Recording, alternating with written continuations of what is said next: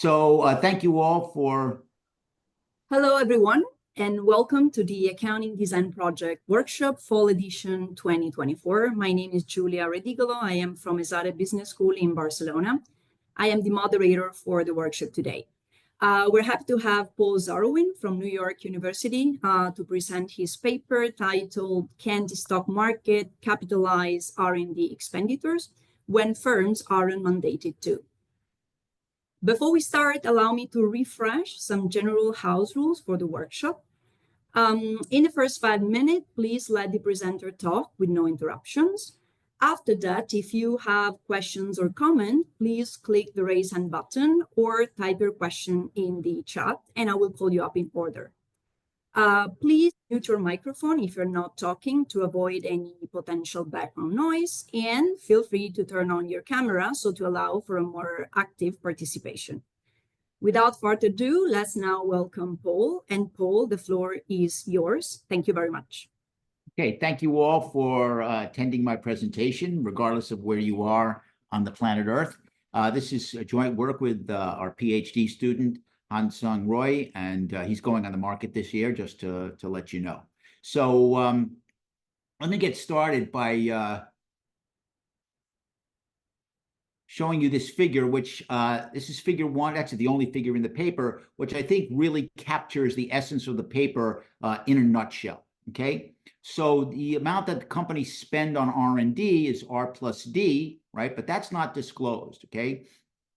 Okay, but we're dealing with a situation where the UK switched from UK GAAP to IFRS, and the accounting for R&D expenditures was very similar between UK GAAP and IFRS, but there was one important difference, okay? So under both regimes, this is in 2006, by the way, in both regimes, basic research must be expensed, okay, on the income statement, and what we'll call early stage D, that is D that does not meet certain conditions, must also be expensed, okay? So the only difference was what happens to late stage D, which is D that meets certain conditions for capitalization. We can call that capitalizable, or sometimes we use the term capitalize eligible. Let me use the term eligible.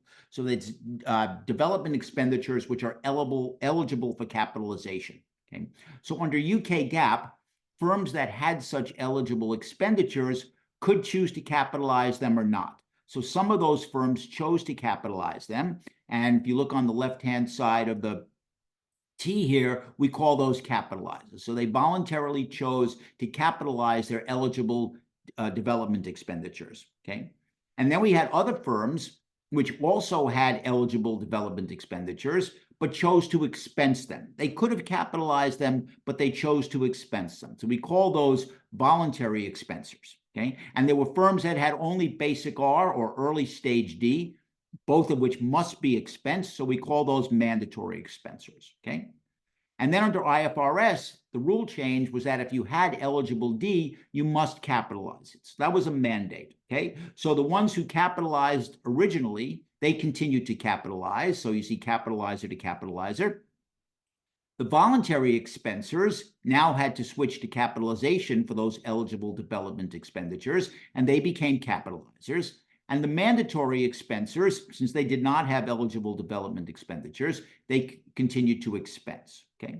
So the question that we want to answer is, both of these groups, the voluntary expenses and the mandatory expensers, were all expensing. They were pooled into one group. That's why you see the circle around here, okay? But they really were very different firms.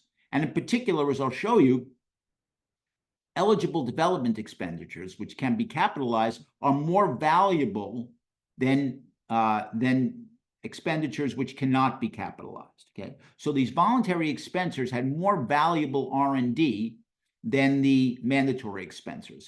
But when everybody's expensing, it's not clear whether the market could figure that out, okay? So that's the question we want to answer. When everyone's expensing, okay, when there's no mandate to capitalize, can the market separate these two groups of firms? And I'm sure you can see the analogy to a place like the United States, where virtually all R&D expenditures are expensed. Clearly, there are firms in the United States who have what would be considered eligible development expenditures, but they must expense them. So can the market unpack these two groups of firms, okay? If the answer is yes, then I think we could argue that, we don't really need capitalization, right? The market can do it on its own, okay? If the answer is no, then the market does not have enough information to unpack these two groups, and we would need capitalization. So that's the basic idea, okay?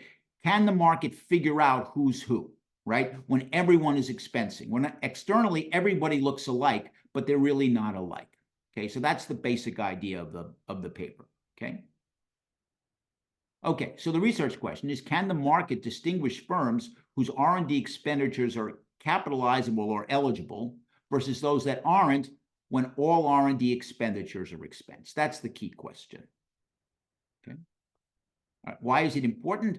Well, as I'll show you, expenditures that can be capitalized are more valuable. What we mean by more valuable, they have a higher response coefficient explaining stock returns, okay, a higher bang for the buck, or in this case, bang for the pound, okay, than those that can't, okay, and that's a very robust result, and we'll show that, okay.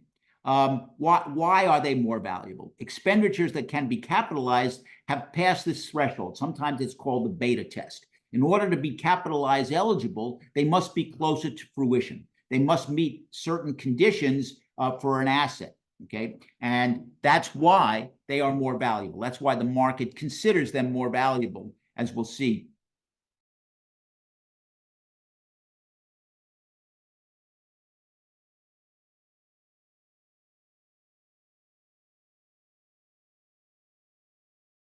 Is far from certain and therefore does not meet the conditions and is therefore far more risky, okay? As I pointed out, research which don't allow capitalization, regimes, which don't allow capitalization like the US don't provide this breakdown of expense versus capitalized expenditures. So we want to know whether the market can distinguish firms with more valuable versus less valuable R&D when everyone expenses, okay?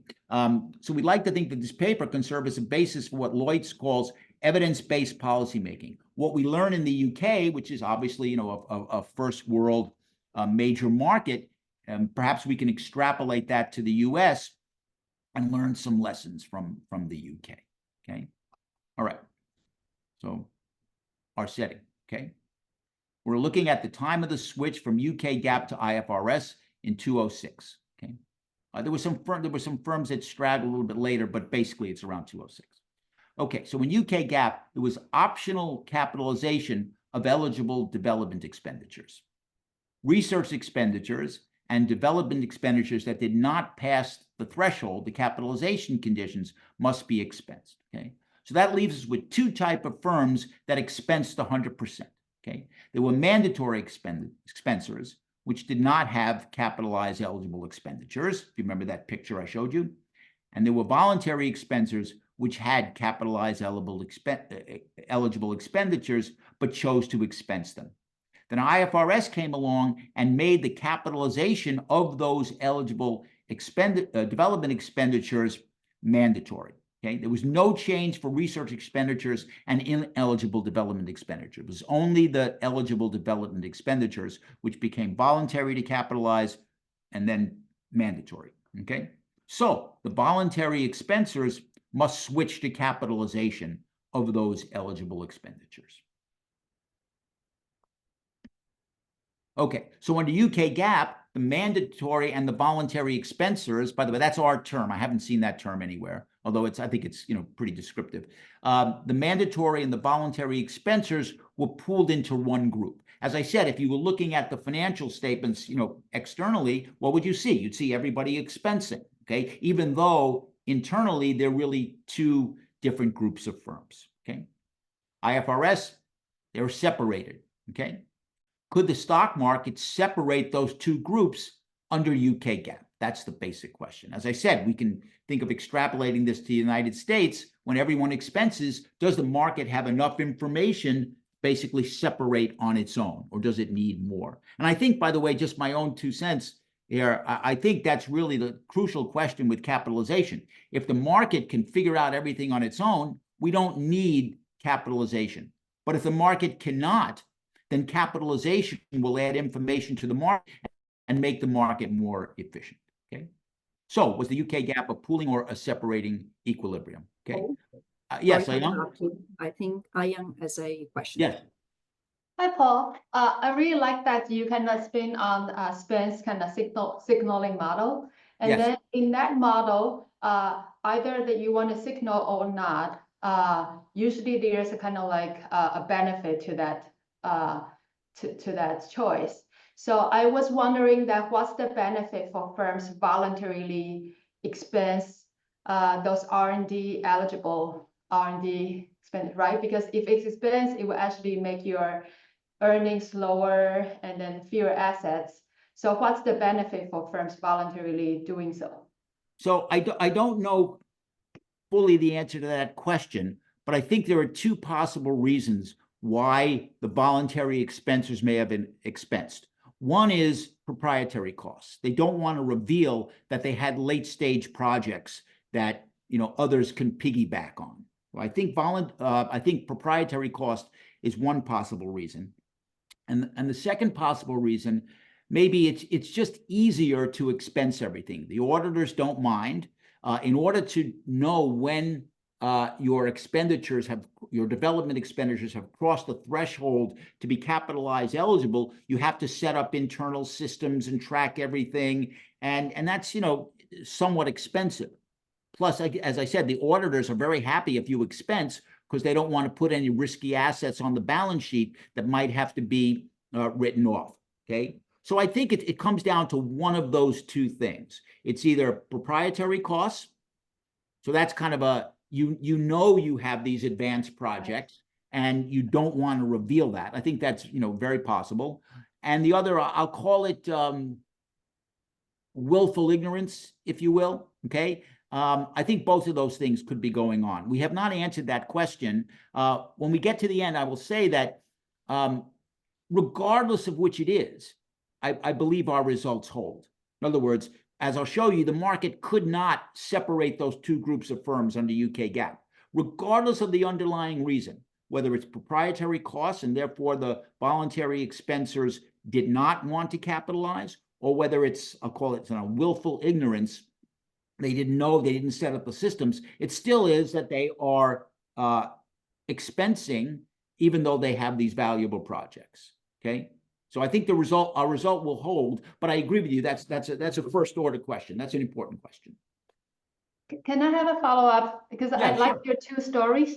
The first one is proprietary costs. That means that managers actually know the project is already eligible for capitalization. Yes. But your second story is to actually save money internally, right? We don't really need to know whether certain projects already passing certain thresholds. So it sounds like the second channel, managers may not really know project-based whether they already eligible. Yeah, it's either they may not know, they don't feel a strong incentive to find out. The auditors certainly don't push them to put assets on the balance sheet, right? Yeah. Because of possible write-offs. It's not a trivial thing to track these expenditures and know when they pass the threshold. So the path of least resistance, which the auditors are happy to endorse, is just expense everything. Okay. That's my belief.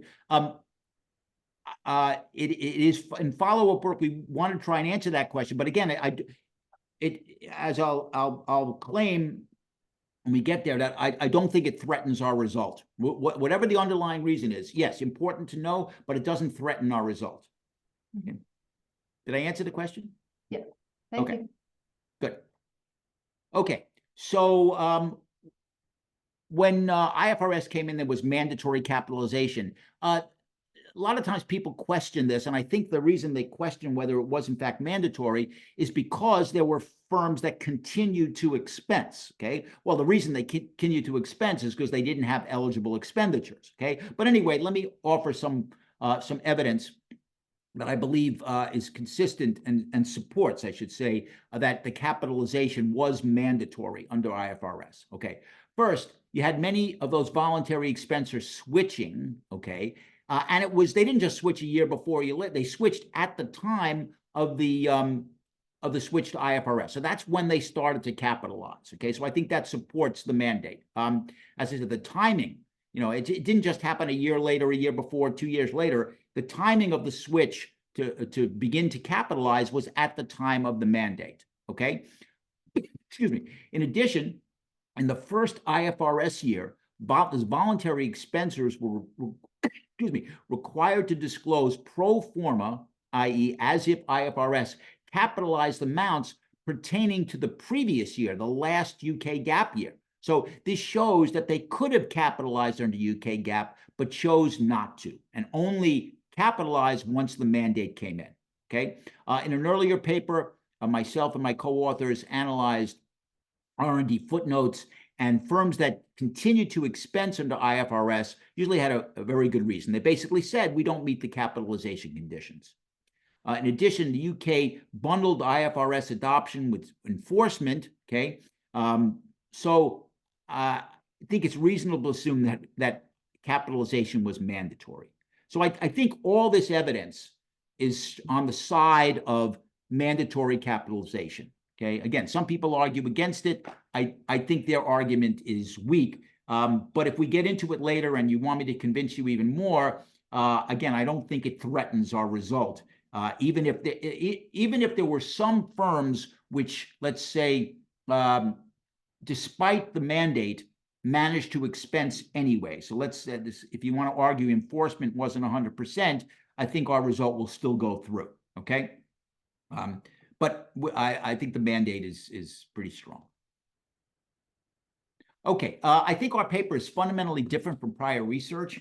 Obviously, studies with the US can't have actual capitalization, so a number of these studies do what's called as if or homemade capitalization, where they capitalize 100% of expenditures. That's clearly wrong. Most expenditures are not capitalized.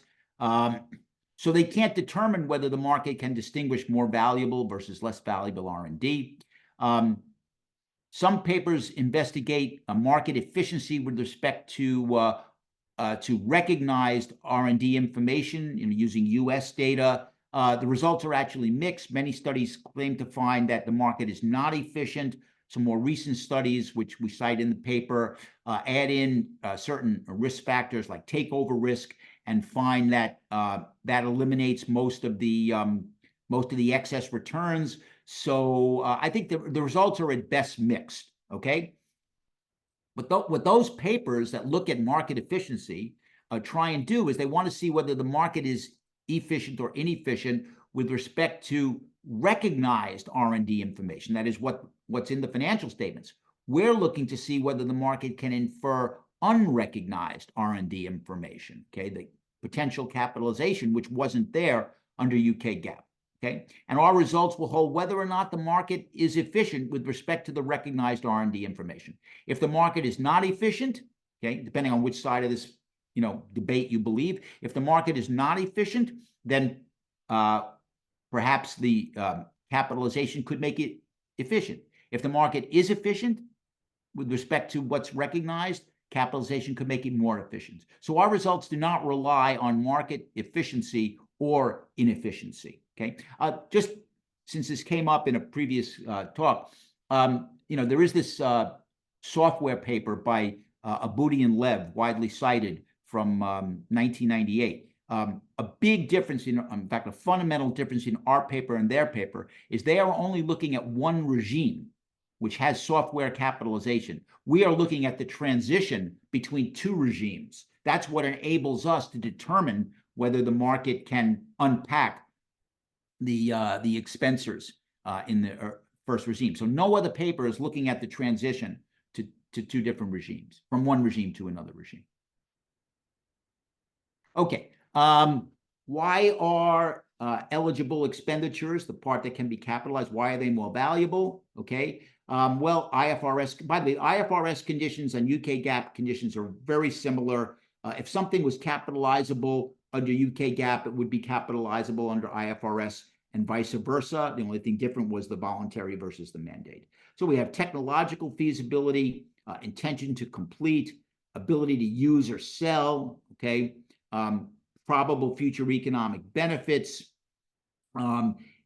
Essentially, what it all boils down to is capitalizable expenditures are closer to fruition and less risky. Okay, so that's really what it comes down to. Okay, okay. So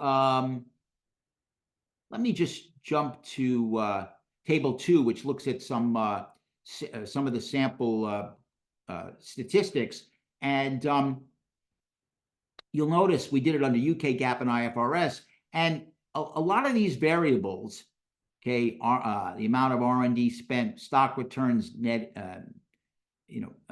size. A lot of these things you don't reject equality, right? It's the p-value of the difference. So it may well be that the market does not have enough information to distinguish the two groups of expensors, voluntary and mandatory. Okay, so I mean that's the fundamental question of the paper. But I think some of the statistical differences or lack of statistical difference, may lean us in that direction. Okay, let me go to the first important result. Okay. Okay, so the first thing we're going to look at is we're going to look at the evaluation of the expenditures that are expensed and expenditures that are capitalized.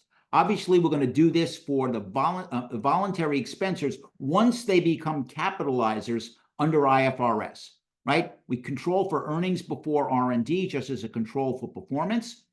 This is an annual association test during the fiscal year. So we run the annual stock return against earnings before any R&D expense. Again, that's a control for performance. And we have the two components of the expenditure, the expense part and the capitalized part.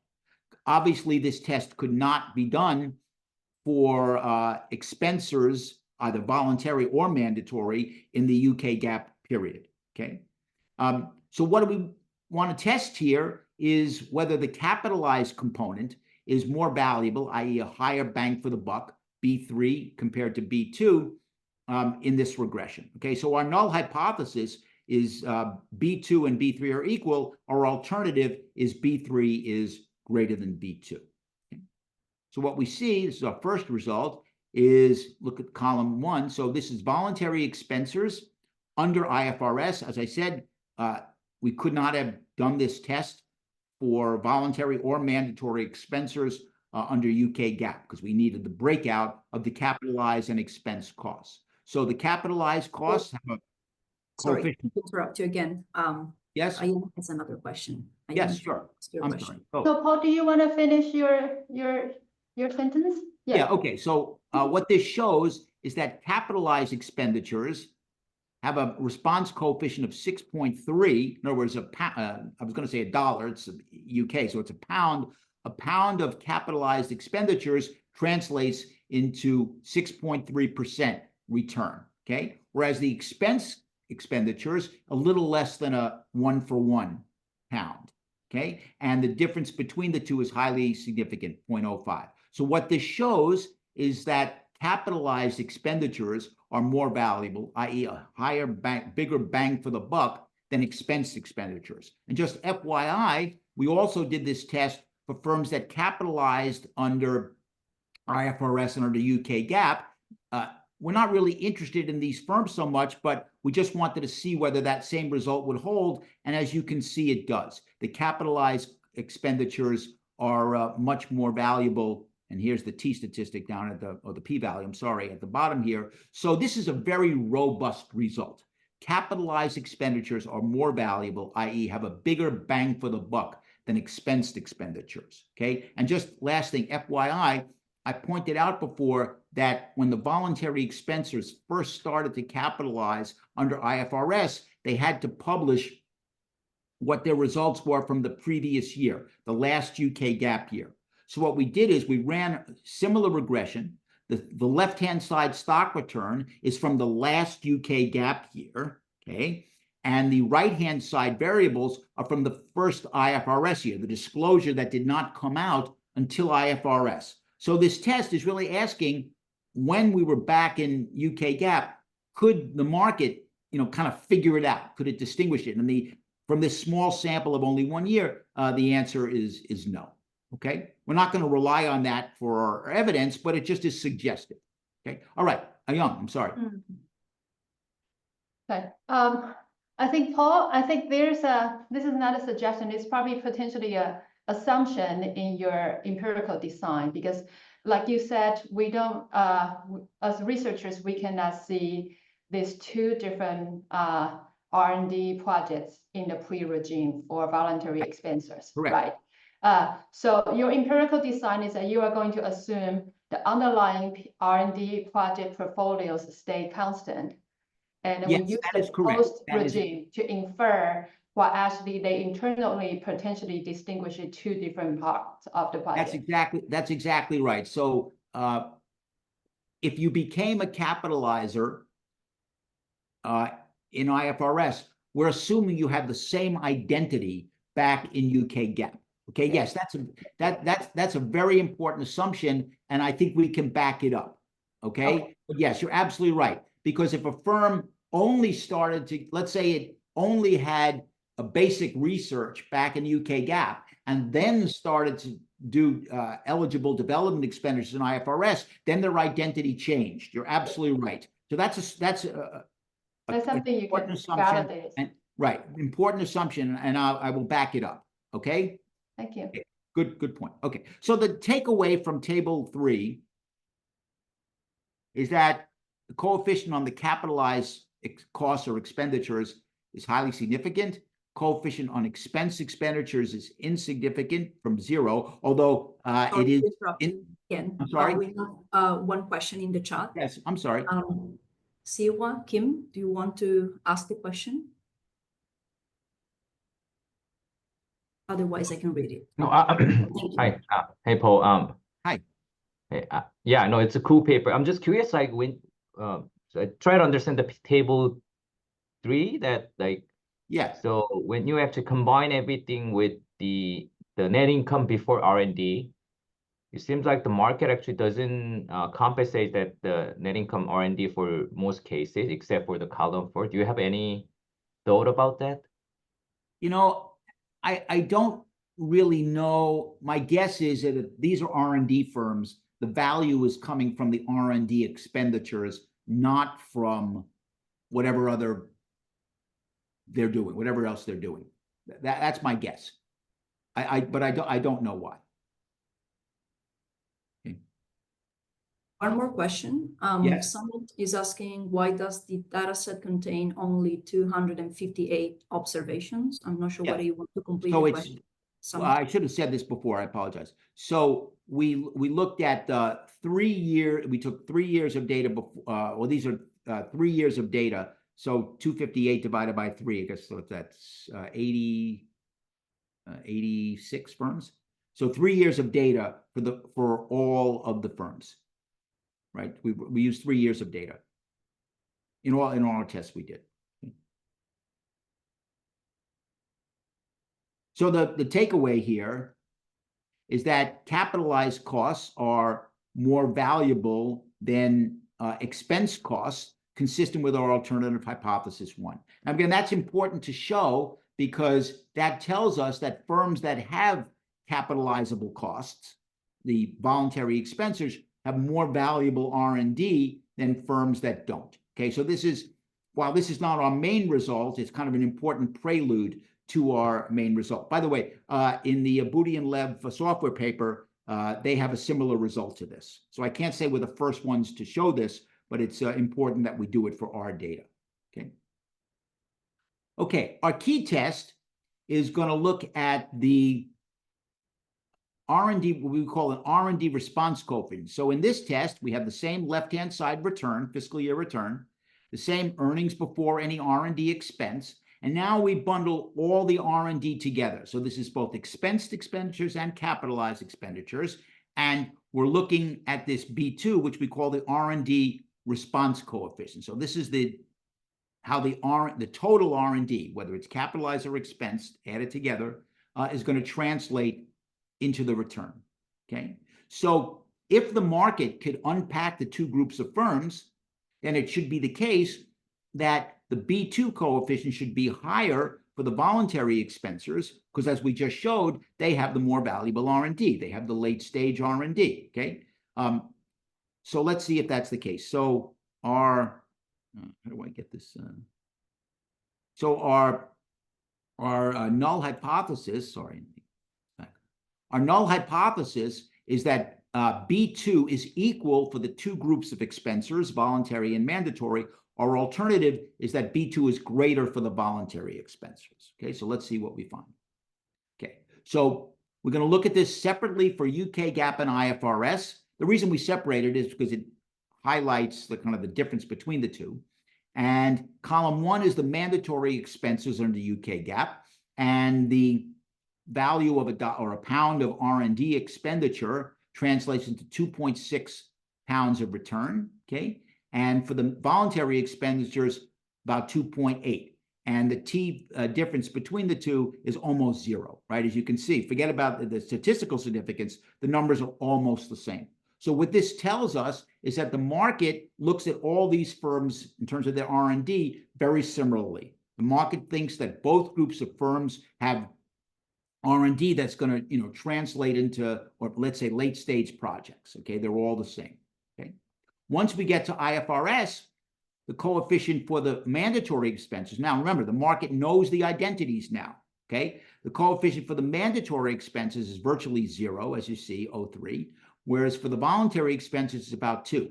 Now, remember, these are two different time periods. These are two different regimes. So there's no requirement for any group that the coefficient in one period be the same as another. Okay, so what we see is that when everybody was expensing, the market could not differentiate between the R&D expenditures of the two groups.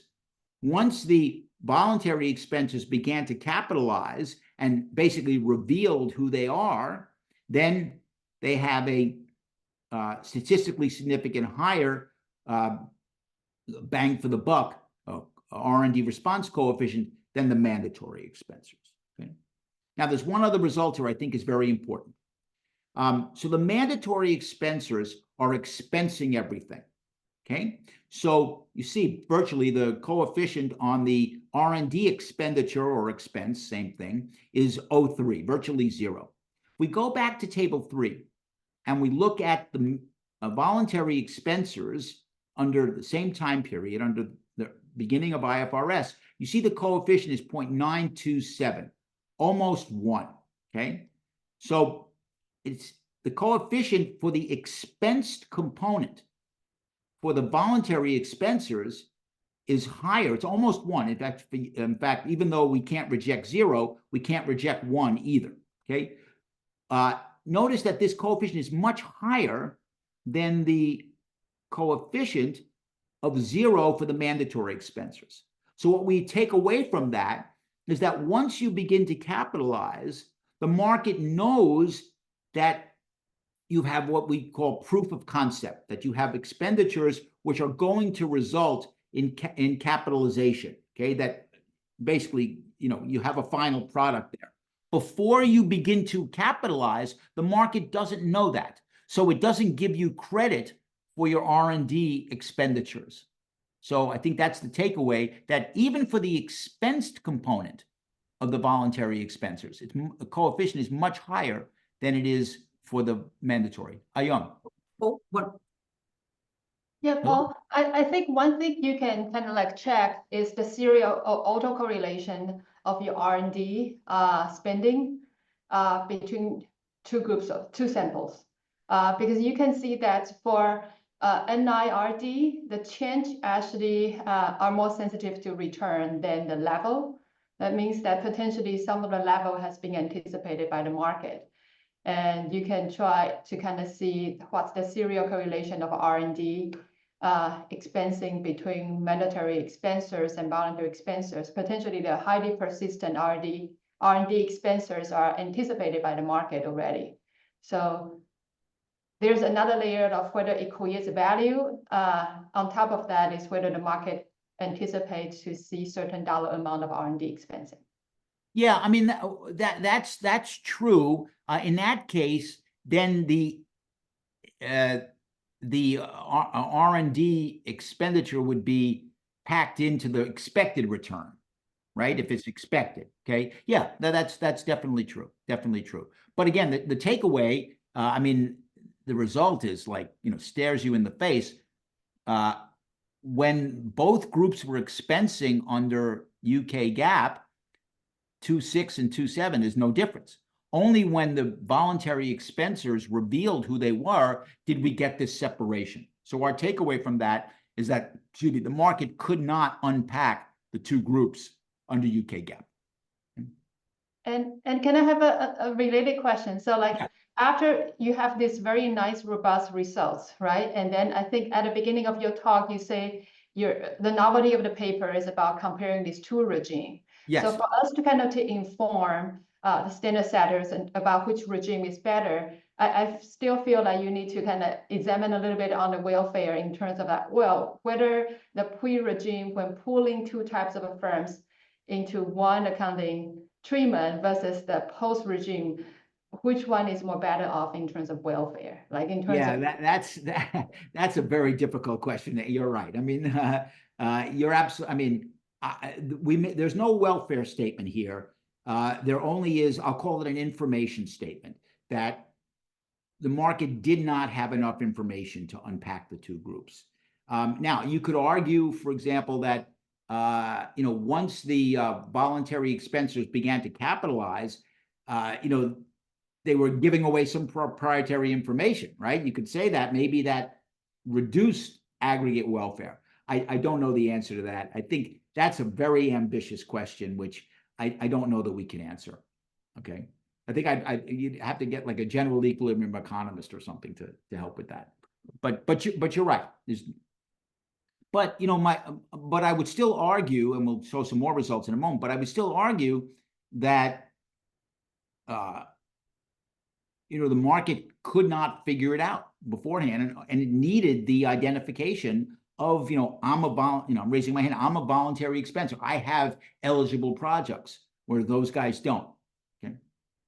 Okay, so takeaway, we saw the coefficients, and I talked about the coefficients on the expensed R&D for mandatory expenditures was virtually 0, what we just saw, whereas it's almost 1. So this suggests that the market heavily discounts the R&D expenditures until feasibility is demonstrated, until they have proof of concept. Okay, so summary of table 4, the market could not distinguish the relative valuation of the two groups' R&D expenditures until the revelation of the IFRS. It was a pooling equilibrium under UK GAAP, and the two groups were not separated. Okay. One more empirical result before I address Young's question about the identity. So we're going to look at the future earnings response coefficient. So this is returns against current and future earnings. Sorry for all the interactive variables, but basically what we're concerned about is is looking at the coefficient.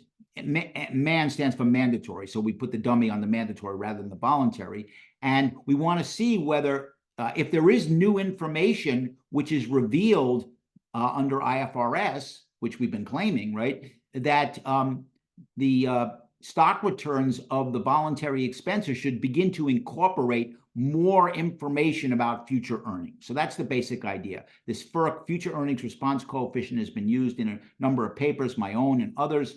And if we're right that there's new information revealed, then we should find that the future earnings response coefficient of the voluntary expensers should go up relative to the future earnings response coefficient of the mandatory expensers as we switch from from UK GAAP to IFRS. So that's going to be contained in this B11 right here. Okay. Paul, we have a question in the chat from Pengu. Yes. Pengu, do you want to ask your question? Hello? Hello? Yeah.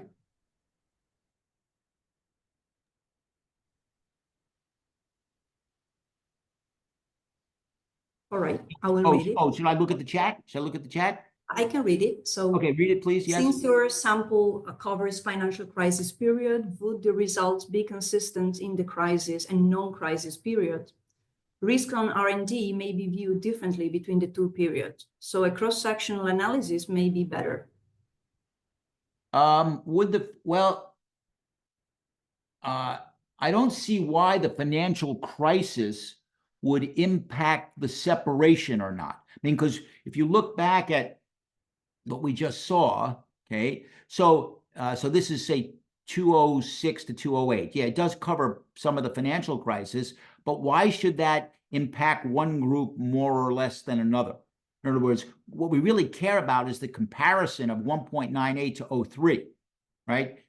It's not clear to me why the financial crisis would affect one group more or less than another. I think you'd have to tell a story that for whatever reason, the financial crisis beat down the value of the mandatory expenses R&D, but didn't beat down the value of the voluntary expenses. So I mean, you'd have to tell that story, and I don't see why that would be the case, especially when they were viewed very similarly. And we do have industry firm and year. We didn't have industry here, but I don't see that. Okay. Okay. All right, so we're going to look at the future earnings response coefficient, and our contention is if there is new information revealed by the transition, right, because the voluntary expenditures have to reveal that they have eligible expenditures, then their voluntary expenses, FERC, should go up relative to the mandatory expenditures. So let's look at that. We look at, sorry, the screen is a little small, but if we look at both 2-year future EPS and 3-year future EPS, and notice the way we set it up, the dummy variable is for mandatory, so the voluntary should go up relative to the mandatory, so we get a negative coefficient since we made the dummy to be mandatory. And we see that the coefficient is statistically negative for both the 2-year and the 3-year ahead EPS. So essentially what's going on is when the switch came to IFRS, the stock returns of the voluntary expenditures begin to capitalize more future earnings information to reflect, I shouldn't use the word capitalize, to reflect more future earnings information than the mandatory expenses. So this tells us that new information is revealed in the switch from UK GAAP to IFRS. So this is just another, it's not our main test, but it's another piece of evidence that new information is revealed. Okay. All right. We did some work with leverage. I want to skip that because I think we're going to take that out of the paper. But just FYI, what we were looking at here is the leverage of the voluntary expenditures goes up relative to the leverage of the mandatory expenses. Okay, why would the leverage of the voluntary expenses go up? Well, there are some recent papers that show that if you have intangible assets that are either close to cash flow or can be separated, they can support debt. This was contrary to the kind of standard result over many years that only physical assets can support debt. So there's some evidence here that intangible assets can also support debt, but I don't want to play too much with that result because I think we're going to take it out. Okay, so Ayung brought up a very good point. Could there be a real change going on? Okay, we're assuming that if you were a voluntary expenser or you revealed yourself to have eligible expenditures under IFRS, that you also did under UK GAAP, that your identity stayed the same. Okay, so that's an important underlying assumption. Okay, that it's an information effect that we're capturing and not a real change. Okay, so we pointed out before that in the first IFRS year, voluntary expenses must disclose pro forma capitalization information. Okay, so that gives us some comfort that we know they could have capitalized before, that they had eligible expenditures. Okay, we do a little test in the paper that compared the amount of capitalization, and actually the amount of capitalization did go up. It went up somewhat, but not that much, and not enough to get the result that we got, that the R&D response coefficient goes up. Okay. Now, very importantly, there were 27% of voluntary expensers who, when they had to do that pro forma test, report zero pro forma capitalization. Okay, so when they put their as if results for the last UK GAAP year, they said we did not we would not have capitalized anything, okay? So you could say that these are firms which really did undergo a change, right? They only had basic research or early stage D and UK GAAP, and now they have late stage D. So that would be a real change. Personally, just FYI, I don't believe that. I think they were just reporting zero, because that would, if they really did change their real behavior, that's a big change in their business model in just 1 year. But nevertheless, let's take their results at face value, okay? So what we do is we remove them, okay? And we redo the test we did before. And for the remaining 73% that did show a non-zero pro forma cap percentage, that is, they would have capitalized the year before, their amount of their capitalization percentage, what this number is, it's the amount that you capitalize divided by the total amount of your expenditure, the capitalized plus the expense part. So let me go to that, go to earnings management result. Okay, so it's a little bit small, but basically this redoes the tests in tables 3, 4, and 5. So if you can bear with me. So again, with only the 73% that claim to have eligible expenditures in the last UK GAAP year, okay? And we see that the capitalized component is more valuable than the expense component, so that result holds up. Our key result, the R&D response coefficient, remember it was 2.6 and 2.8, so now it's 2.6 and 2.5, okay? And then it goes to 03. Remember, the mandatory, those didn't change. These are the exact same, column 1 and column 4, mandatory expenses, exact same results as were in the actual table 4. What about the voluntary expenses? Well, the results barely change. Remember, it was a 2.79, now it's 2.5. Was 1.98, now it's 2.4. But we get no separation in the UK GAAP period, and we get the same statistical separation under IFRS.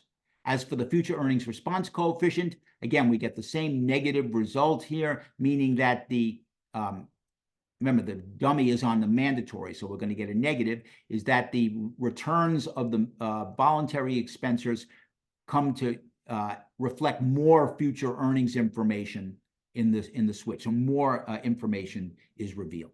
Okay, let's sum it up. In 2008, I think it was a Journal of Business Research, if my memory is correct, there was a debate between Skinner and Lev, okay? And it had to do with whether capitalization should be mandated, okay, or not, okay? Skinner said that the capital markets work fine without capitalization. We don't need it. Lev basically said we should, as you know, Lev is a big proponent of capitalization. Lev said that capitalization conveys important inside information, the success of the development program, i.e., which expenditures pass that threshold and are now eligible. And our results, I mean, I couldn't have asked for a better quote, even though it's 16 years ago. But our results basically confirm exactly what Lev said. So, summary. Without mandatory capitalization revealing the firm's types, the market was not able to properly value firms' R&D expenditures.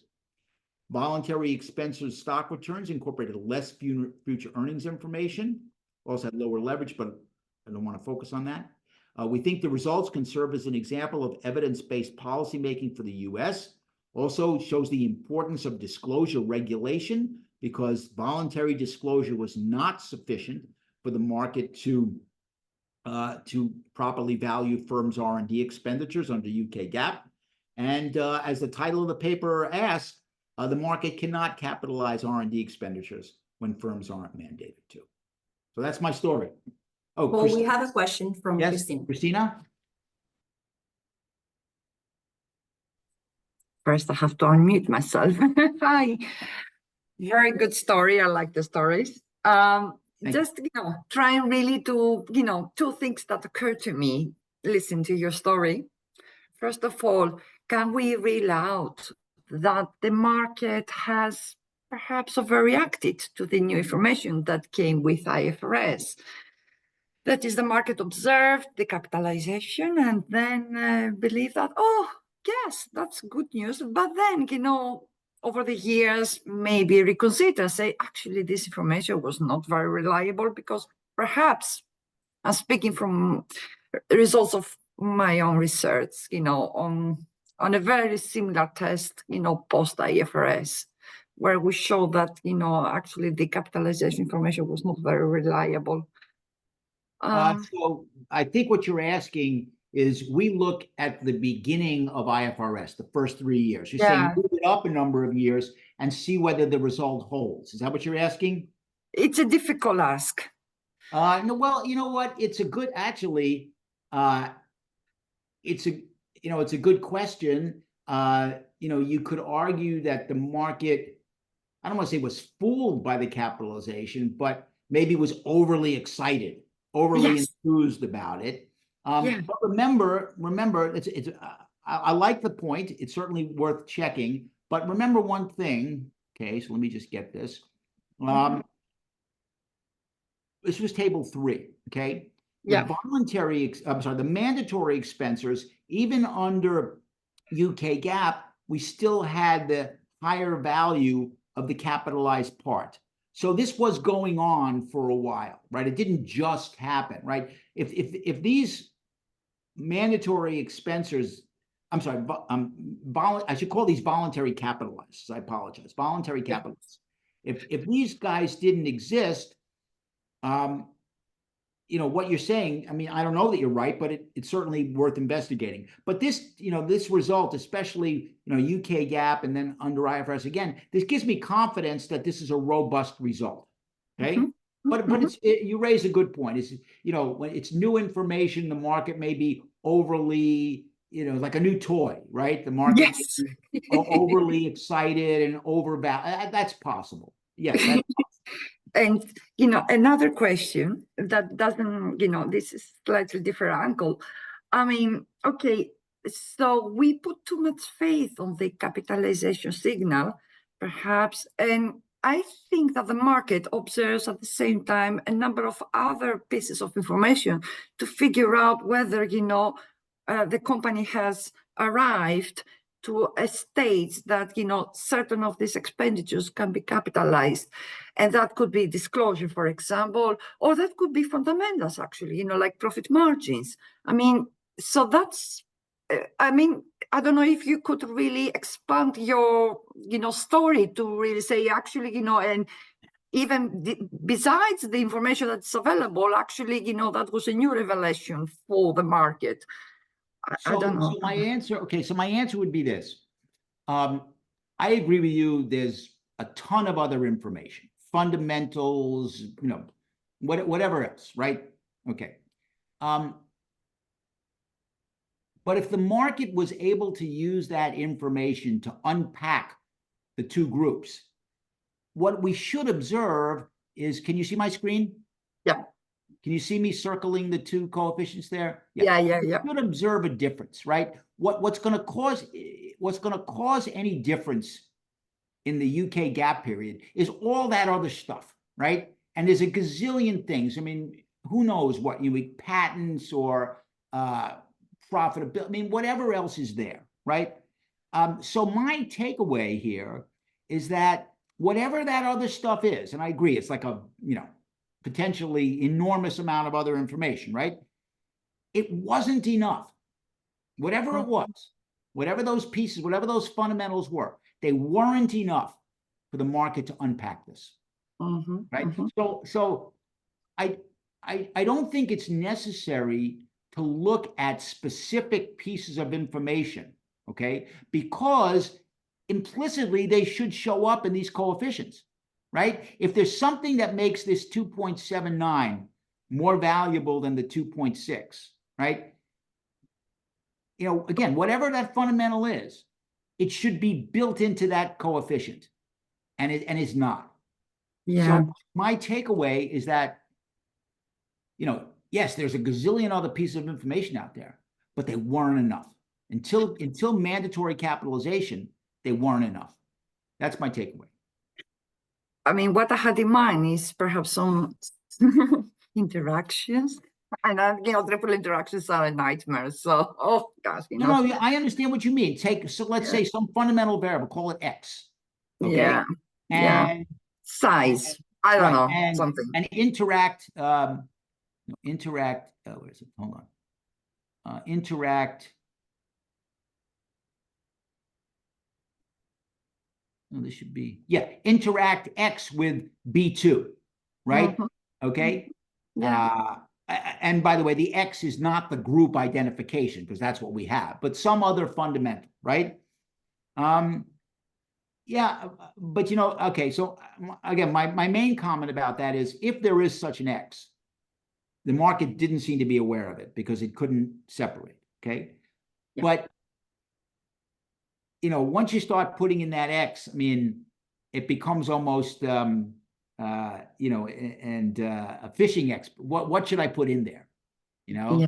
I mean, I don't know. What should it be? Okay. And if let's say I put in 3 different X's and it doesn't, you say, well, what about X4? What about X5?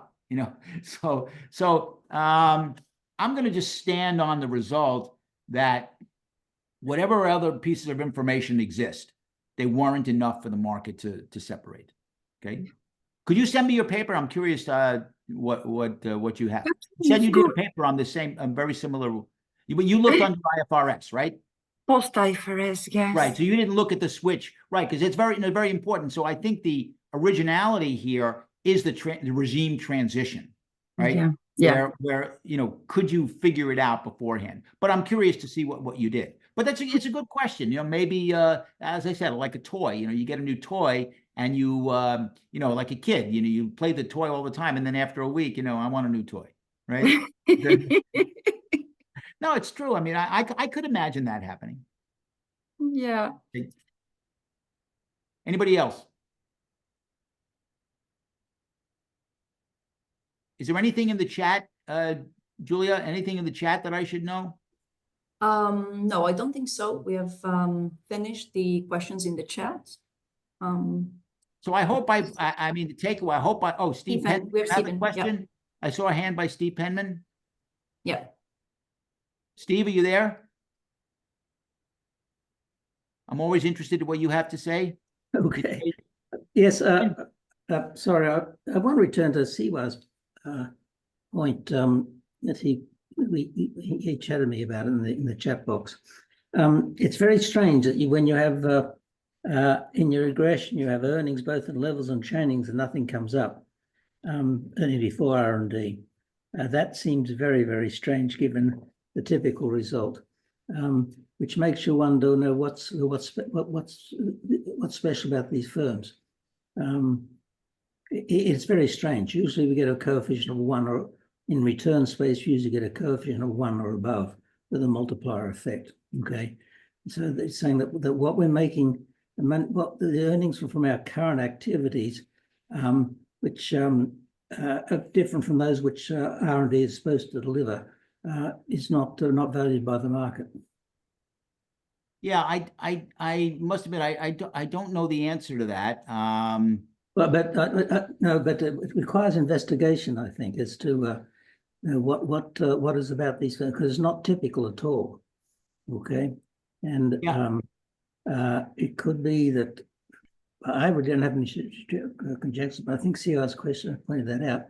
It looks very strange. Okay, so inquire some investigation, which may have some implications for your coefficient on your R&D. The fact that the projections of future income are really being priced here, but not your current income, seems to be very strange. Well, could it be that, I mean, the R&D is basically going to, improve your future income, right? Yeah, it's priced in the expected future income with a discount, presumably. Okay. But your current income is realized income without much of a discount. Okay, so you expect that to get some pricing. So would you think it would be meaningful to? So if a firm has revenues, it has positive revenue and cost of goods sold as positive, typically we see that value as positively with a multiplier on changes also. And you have levels and changes, as I understand it. Yeah. I don't, is it possible that, for example, some of these were loss firms and we know that loss? Well, maybe, yes, it may be lost firms, but that you're not making anything from your current business and it's all in your projected future business. But that means it's not a not a representative sample. Okay, so you've got a special set of firms here. That's what it's telling you. But let me ask you something, Steve. If they're special, let's say, but this is what R&D firms are, right? So they're special relative to non-R&D firms, but R&D firms have this quality. Does that make sense? If they're all startups and so on versus in a general sample, you've got a lot of mature firms with R&D. That's something to really recognize, okay?